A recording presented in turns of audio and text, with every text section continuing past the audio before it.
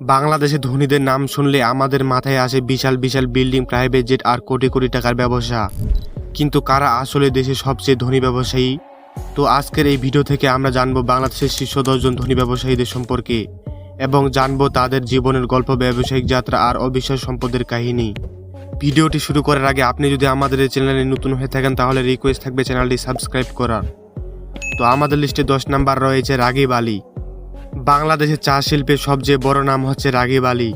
তিনি একসময় অধিবাসী জীবন কাটিয়েছেন যুক্তরাজ্যে, কিন্তু পরবর্তীতে দেশে ফিরে তিনি গড়েছেন অসংখ্য চা বাগান। এছাড়াও ব্যাংকিং ও শিক্ষা খাতে তার বিশাল অবদান রয়েছে। তার সম্পদের পরিমাণ প্রায় কয়েকশো মিলিয়ন ডলারের সমান বলে ধারণা করা হয়ে থাকে। এছাড়াও রাগিব আলী বিভিন্ন মানবিক কাজে অর্থ সহায়তা করে থাকে। বাংলাদেশের সফল উদ্যোক্তাদের মধ্যে তিনিও একজন। লিস্টে 9 নাম্বার রয়েছে Iqbal Ahmed. Sea food king নামে খ্যাত এই ব্যবসায়ী। যুক্তরাজ্য থেকে ব্যবসা শুরু করেন তিনি। বর্তমানে বিশ্বব্যাপী সি ফুড রপ্তানি ব্যবসা করে তুলেছেন তিনি। এছাড়াও তার প্রতিষ্ঠান সিএমার্ক ইবিকো নামের কোম্পানি দিয়ে তিনি আজ আন্তর্জাতিক পরিমণ্ডলে বেশ পরিচিত হয়েছেন। এছাড়াও ইকবাল আহমেদ নাম না জানা আরও অসংখ্য প্রতিষ্ঠানের মালিক। তো সর্বমোট কথা হচ্ছে তিনি বাংলাদেশের বাইরে থেকেও বাংলাদেশের অর্থনীতিতে বেশ গুরুত্বপূর্ণ ভূমিকা রেখেছেন। তার উল্লেখযোগ্য ব্যবসাগুলোর মধ্য থেকে তিনি অসংখ্য অর্থ আয় করেছেন। মূলত এই মুনাফাগুলোর মাধ্যমে তিনি এত সম্পদের মালিক। লিস্টের 8 নাম্বার রয়েছে এম এ হাশেম। তিনি একজন বিশিষ্ট ব্যবসায়ী ও ব্যাপক ছোট বড় কোম্পানির মালিক এবং তিনি হচ্ছেন বাংলাদেশের জনপ্রিয় কোম্পানি পার্টেক্স গ্রুপের প্রতিষ্ঠাতা। এম এ হাশেম ছিলেন অসাধারণ উদ্যোক্তা ও ব্যবসায়ী।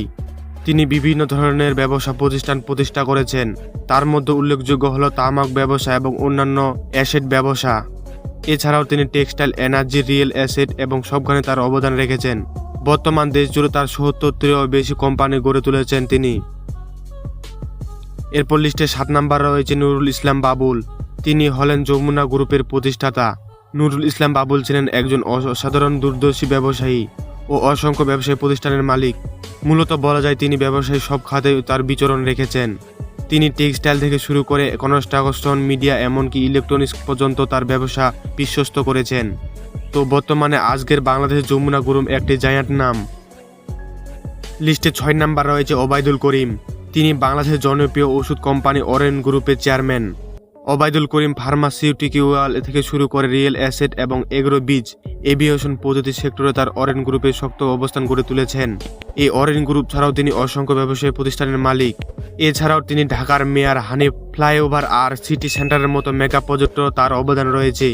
মূলত এই ব্যবসায়ী প্রতিষ্ঠানগুলোতে তিনি কাজ করার মাধ্যমে ব্যাপক সম্পত্তি অর্জন করেছেন। লিস্টের 5 নাম্বার রয়েছে লতিফুর রহমান। বাংলাদেশ ব্যবসায় জগতের এক অনন্য নাম হচ্ছে লতিফুর রহমান। তিনি ট্রান্সকম গ্রুপের প্রতিষ্ঠাতা। খাবার থেকে শুরু করে মিডিয়া প্রায় সবখানে তার অবদান রয়েছে। এছাড়াও বিভিন্ন আন্তর্জাতিক ব্র্যান্ড দেশে আনার কৃতিত্ব রয়েছে তার। তাছাড়া লতিফুর আহমেদ দেশের শীর্ষ পত্রিকা দ্য ডেইলি স্টার ও প্রথম আলোর এই দুটি গ্রুপের প্রতিষ্ঠাতা।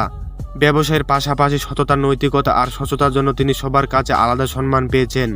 মূলত তার এই অসাধারণ অবদানের জন্য তিনি আন্তর্জাতিকভাবে বিভিন্ন পুরস্কার পেয়েছেন। লিস্টে 4 নাম্বার রয়েছে আহমেদ আকবর সোবহান। বসুন্ধরা গ্রুপের প্রতিষ্ঠাতা আহমদ আকবর সোবহান দেশের অন্যতম প্রভাবশালী শিল্পপতির মধ্যে একজন। এছাড়াও সোবহান রিয়েল এস্টেট থেকে শুরু করে বর্তমানে সিমেন্ট, পেপার, এনার্জি, মিডিয়া, এমনকি ব্যাংকিংও তার অবদান রয়েছে ব্যাপক এবং এগুলো থেকে তিনি অসংখ্য সম্পদ অর্জন করেছেন। তো মূলত ধরা হয়ে থাকে বর্তমানে তিনি বাংলাদেশের একজন সফল ব্যবসায়ী ও উদ্যোক্তা। লিস্টে 3 নাম্বার রয়েছেন মুসা বিন শমশের।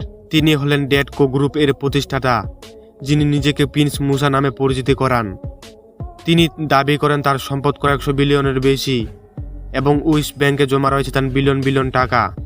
তবে এসব দাবি নিয়ে রয়েছে অসংখ্য বিতর্ক, কিন্তু সুস্পষ্ট কোনো প্রমাণ মিলেনি। কিন্তু সম্পদের তুলনায় তার ঋণ তুলনামূলক বেশি রয়েছে। এগুলো কর্মকাণ্ডের কারণে তিনি এখনও বেশ আলোচিত ও সমালোচিত। লিস্টে 2 নাম্বার রয়েছে আজিজ খান। তিনি হলেন সুমিত গ্রুপের চেয়ারম্যান মোহাম্মদ আজিজ খান। তিনি বাংলাদেশের প্রাইভেট সেক্টরে প্রথম বিদ্যুৎ উৎপাদন ব্যবসা শুরু করেন। এছাড়াও বিদ্যুৎ, পোর্ট, টেলিকম আর রিয়েল এস্টেট প্রতিটি ক্ষেত্রে সুমিত গ্রুপের এগিয়ে রয়েছে।